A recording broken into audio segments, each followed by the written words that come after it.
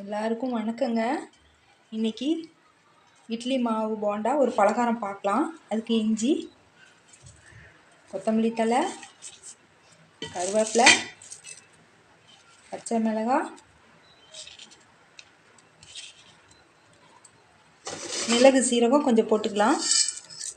நான் எல்லாமே கொஞ்சம் கொஞ்சமாக போடுறேன், உங்களுக்கு தேவையான அளவுக்கு போட்டுக்கோங்க. பெருங்காயத்தூள் கொஞ்சம் போட்டுக்கலாம். சின்ன வெங்காயம் அரிஞ்சு வச்சுருக்கேங்க பொடியாக, அதையும் சேர்த்துக்கலாம்.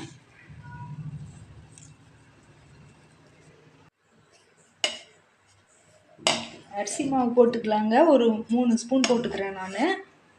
உங்களுக்கு மாவுக்கு தக்கன போட்டுக்கோங்க. மாவு கொஞ்சம் தண்ணியாக இருக்குங்கிறதுக்காக அரிசி மாவு கொஞ்சம் பொறுப்பாக வரும், மொறு மொறுன்னு.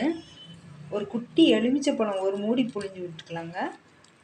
கொஞ்சமாக புளிப்புக்கு நல்லா இருக்கும், வாசனையாகவும் புளிப்பாகவும் இருக்கும், நல்லா ருசியாகவும் இருக்கும். உப்பு கொஞ்சம் போட்டுக்கிறேங்க. பக்கத்துலேயே கொஞ்சம் கை நனைக்க தண்ணி வச்சுக்கோங்க. அப்பப்போ கையை ஈரம் பண்ணிட்டு போடுங்க, அப்போ தான் மாவு கையில் ஒட்டாமல் வரும்.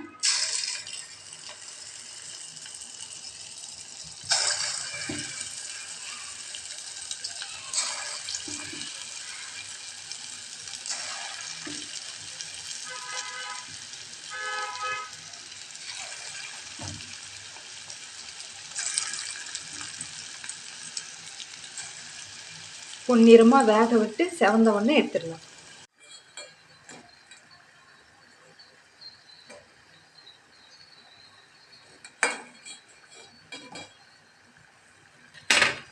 மொறுமொறுப்பான இட்லி மாவு போண்டா தயார்.